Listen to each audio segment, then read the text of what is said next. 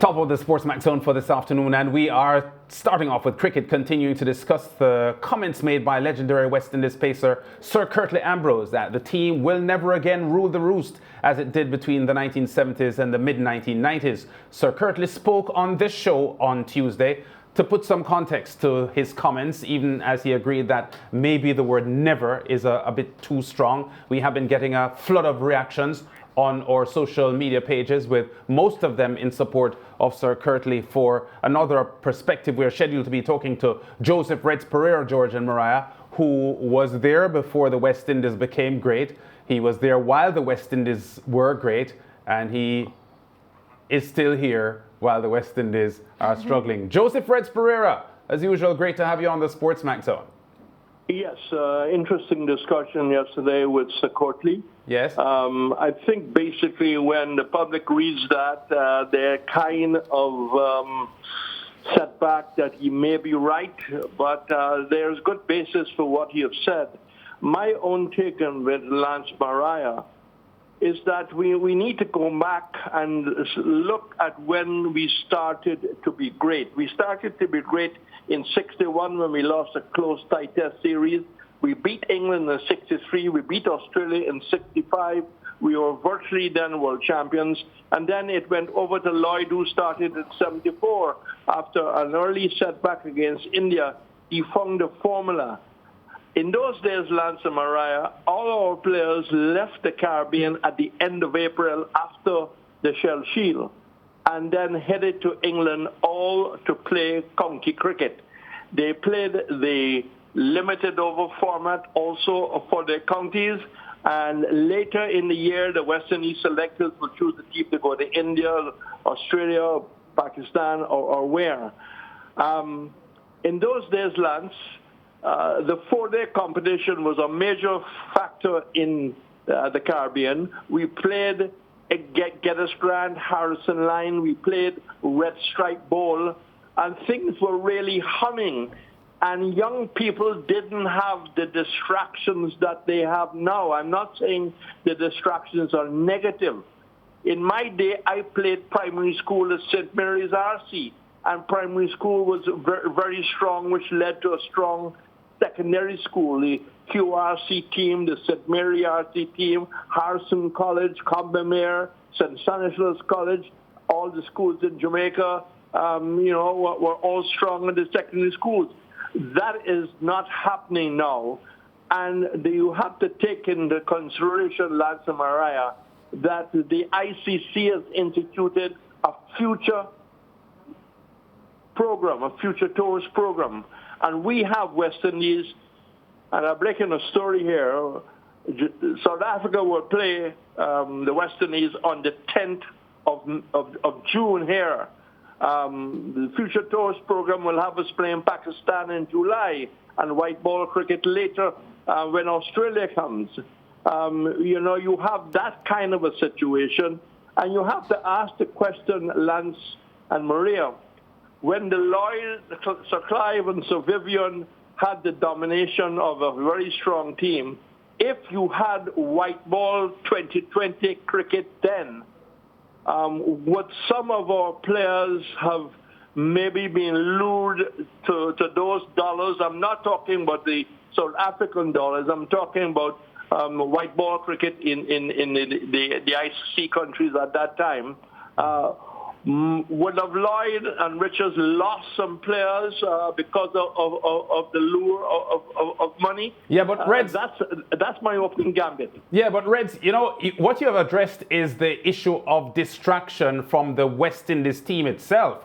But George referenced, some big comments from CLR James, Michael Holding, and Sir Garfield Sobers in books they had written that addressed what cricket meant to a young Caribbean boy in the 50s, 60s, 70s, and so on.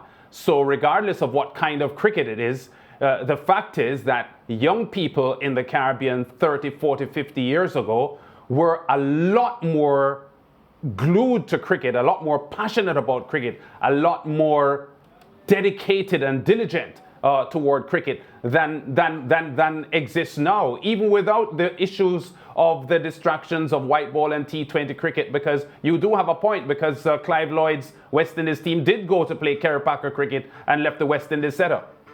Exactly. I want to go back to my point that more cricket at the time you referred to with Sierra James and Michael Manley, more cricket was being played in the primary schools, more cricket was being played in the secondary schools, and therefore the young people there was much more cued in to West Indies cricket. We were also doing well as a nation. Young people are not cued into that. They have track scholarships, they have basketball scholarships, they are windsurfing, they're on the net. There are distractions whether we like it or not, and all what I'm saying culminates to the reason why we are not as strong as we used to be. How many players are playing county cricket now in England, Lance? Yeah, well, just a handful, really. George is on the show today, Reds, because you keep saying Mariah and Lance. George is here with us as well. But having listened to what you've just said, Reds, the critical issue is still what Curtly Ambrose said and the depth of his statement. What, in your opinion, could happen in West Indies cricket to start to reverse this process while the West Indies continuously appears to be losing ground on the world's best cricketing nations? Well, cricket has to come back to the schools. I'll move on very quickly. We have to find money for our 4-day competition. Right now, we have to pick a squad against South Africa and Pakistan without any 4-day competition because we do not have maybe a window to play the 4-day, and we also were having a difficulty in financing the 4-day. They were thinking of playing less matches, playing only one run of matches, until we get our players working harder. The period under Lloyd, those players worked harder in the official practice.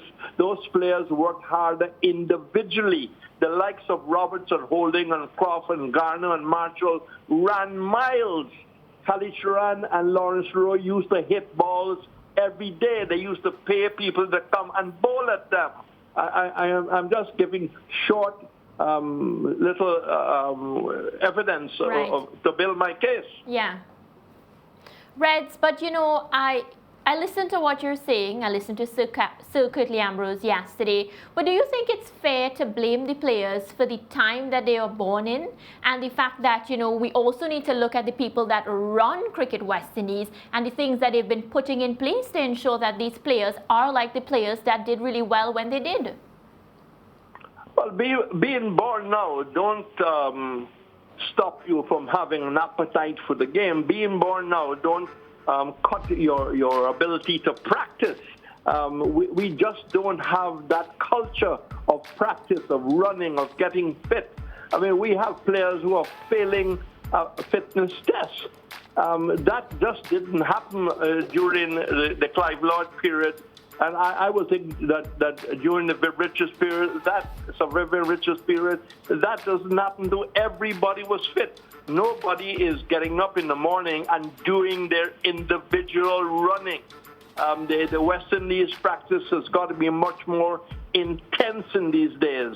I think we are a little too soft on our players. We have got to push them harder, go the extra mile so they can become stronger, being able to bowl pace at a competitive level and being able to concentrate because they do that in the nets and they do that in their individual practice.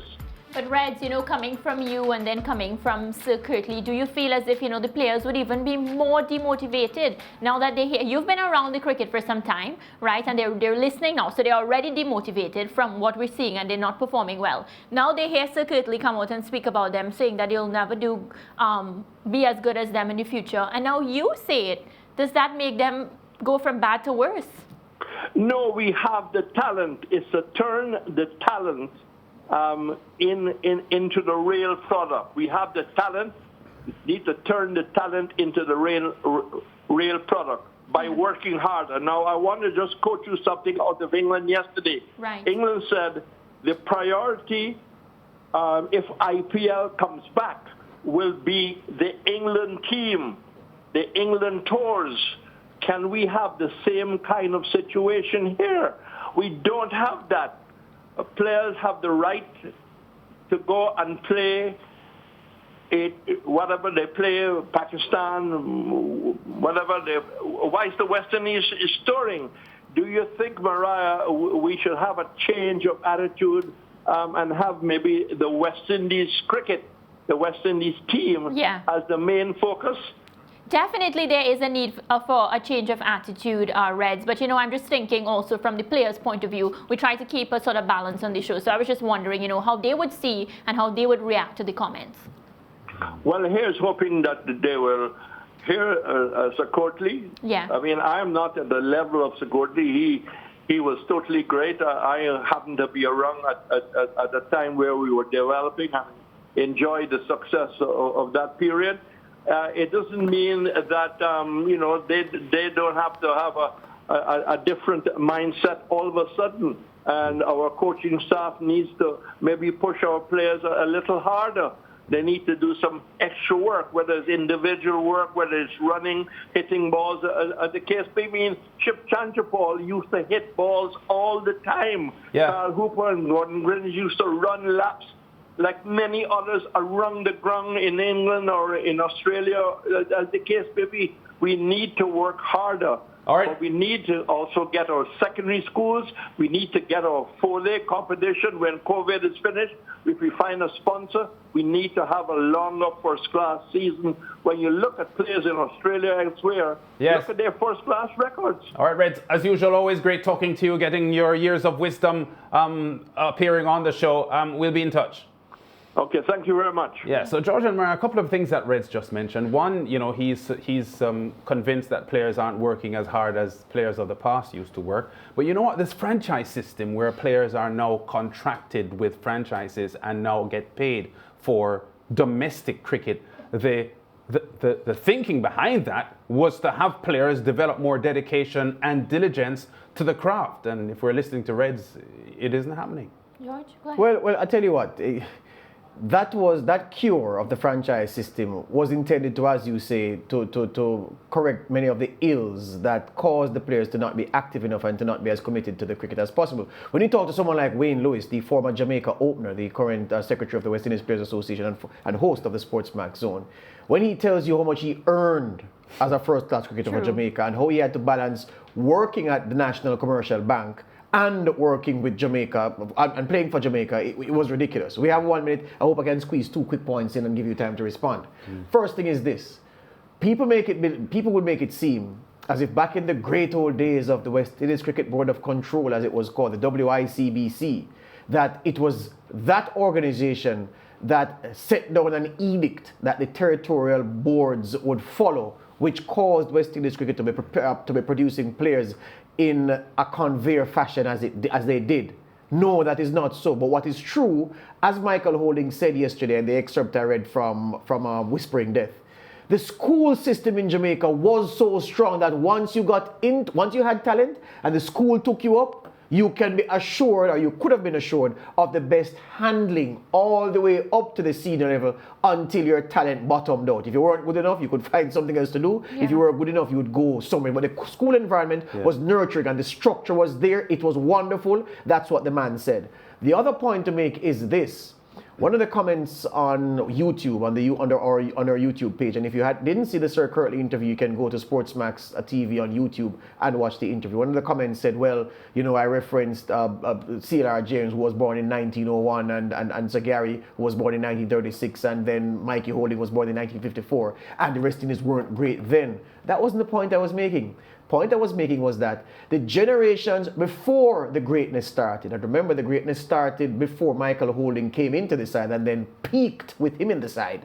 The generations before, and including some of the men I mentioned, They were dedicated to cricket in a way that is not the case now. You had boys going to bed dreaming of bowling an inducker, dreaming of getting one to leave the batsman outside the off stump after pitching, getting one to turn big, cover driving, yeah, late cut, all of those things. You don't have that anymore, and that is part of the problem we are having. Cricket is not something that the youngsters fantasize about.